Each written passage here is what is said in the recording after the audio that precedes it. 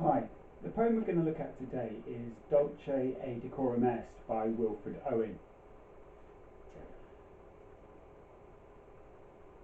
Bent double like old beggars under sacks, we cursed through sludge, till on the haunting flares we turned our backs and towards our distant rest began to trudge. Men marched asleep. Many had lost their boots but limped on bloodshot. All went lame, all blind, drunk with fatigue, deaf even to the hoots of gas shells dropping softly behind. Gas, gas, quick boys, an ecstasy of fumbling, fitting the clumsy helmets just in time, but someone still was yelling out and stumbling and floundering like a man in fire or lime. Dim through the misty panes and thick green light, as under a green sea, I saw him drowning.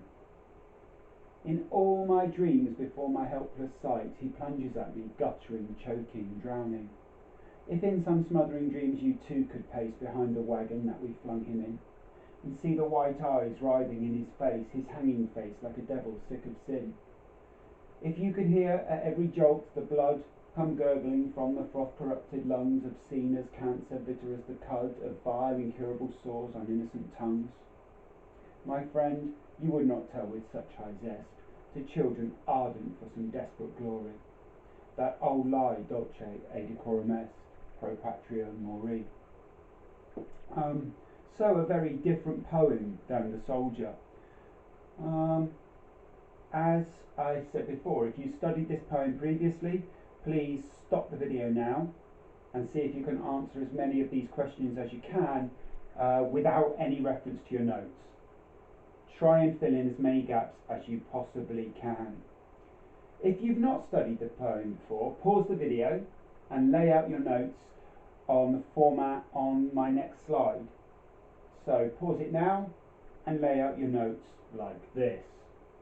This will give you a good structure for keeping all your notes the same and will give you all the information you need to write a good answer in an exam. So, Dulce e Decorum Est.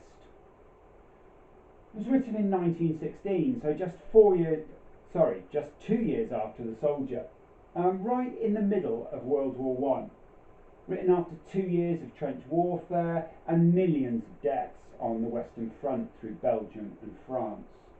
Wilfred Owen, unlike Rupert Brooke, was a frontline soldier.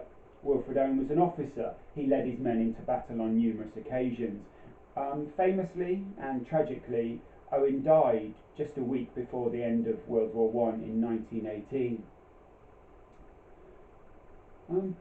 The first point that we're going to look at in Dulce is if you could underline or highlight all of the similes as I've done here, like old beggars under sacks, coughing like hags, floundering like a man in fire, as under a green sea, like a devil's, obscene as cancer, and bitter as the cud. There's a massive emphasis on using similes in this poem. Why has Owen done that, we might ask? Well, Owen's not really writing for other frontline soldiers. He's writing for people back home in England, people who are seeing the war as some sort of glorious adventure. Owen wants to dismiss those ideas and give them more reality.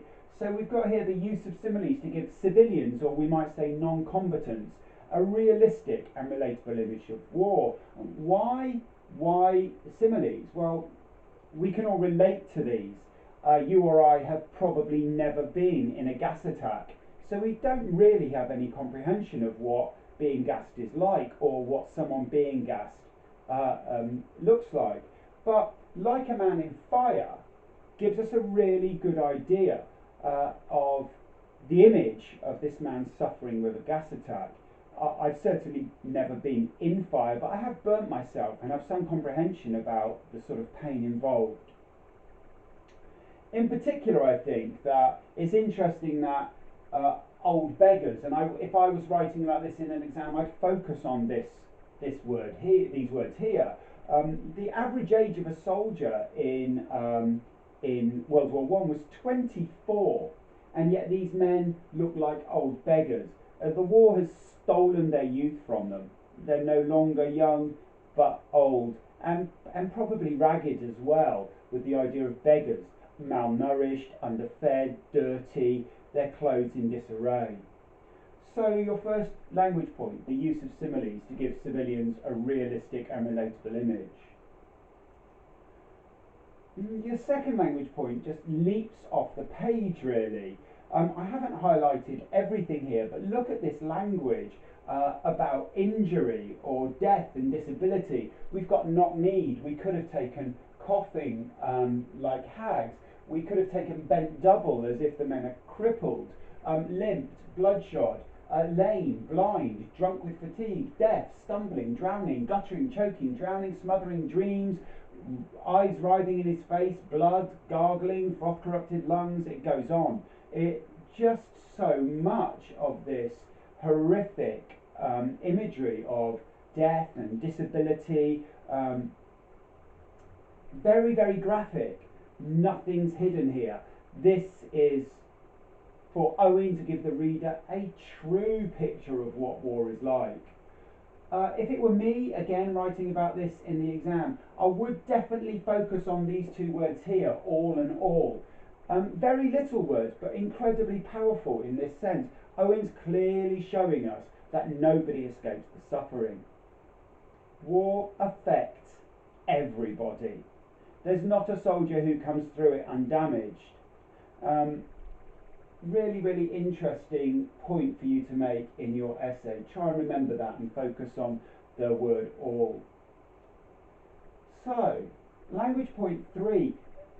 I would pick out these words here: guttering and choking and drowning. These are all in words. We call them present participles. They're written in the present tense, whereas the rest of the poem sticks to the past tense.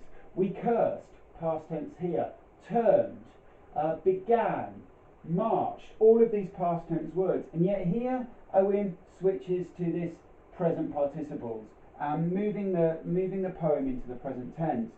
The use of these ing words or present participles shows the ongoing impact of war. He's still suffering in the time that this poem's written. Even though the event of the gas attack happened in the past, Owen is showing us that he's still suffering, that the impact of the war is long, it's not over. And certainly while he's writing this poem, it seems that it's still having an effect on him. In particular, I think, going back, I would pick out all again. Owen's saying that he doesn't just suffer some nights in his dreams, he's suffering right up to the present moment. In all his dreams he's suffering. I think that's an incredibly powerful line. Okay, I'm looking at the structure now. Look at the pronouns that I've picked out in the poem. In the first stanza we have Owen's description of all the soldiers. We cursed through sludge, we turned our back, our distant rest. Showing the soldiers as a unified group, all suffering from the horrors of war. And then in the second stanza, during the gas attack, it gets narrowed to one person. Someone was still yelling out and stumbling. This idea of one man being the victim of this gas attack. In the third stanza, the short stanza, it's the effect on Owen. Look, in my dreams, my helpless sight, and he plunges at me, guttering, choking, drowning. And then we have a further change in stanza 4. It switches to you. If in some smothering dreams you too could pace, if you could hear, and my friend you would not tell with such high zest. The pronouns change as the focus of the poem changes. The soldiers together, the one man who's seriously injured, we don't know if he dies in this gas attack, the effect on Owen, and then the person that the poem's aimed at, the audience. Potentially this audience was Jessie Pope. Owen's first title for the poem was To Jessie Pope. It was later changed to Dulce, Decorum. But initially this was clearly aimed at Jessie Pope herself. So there's your first structure point, the change of pronouns through the poem as the focus changes. In particular, I pick out my friend and that old lie here when you write about this. My friend's Owen's use of irony. Clearly he shows his anger, actually, not his friendship. We see the use of friend here, totally different to Rupert Brooke's use of and laughter learnt of friends and gentleness, where we see a positive use. Here, Owen's using it to exhibit his anger at the people he feels are lying to young men going to the front line. Okay, your next structure point.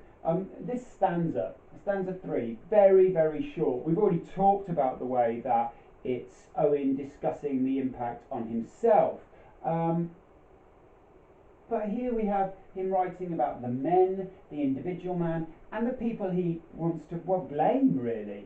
So this short stanza suggesting that the suffering that he's going through is the least of his concerns, that it's not a poem about him complaining, it's a poem about him, giving us true image of the effect on these young men. It's not a poem for him to moan about himself.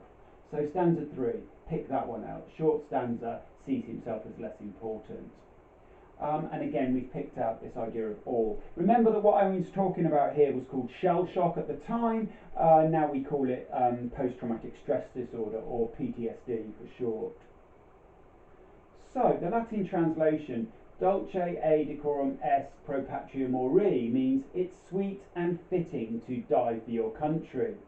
That was possibly Rupert Brooke's idea, that it was fitting to die for your country, that you were a body of England and you owe your life to England. Owen, he's prepared to die for his country, but at least he wants to acknowledge that it's not sweet. Men are dying horribly.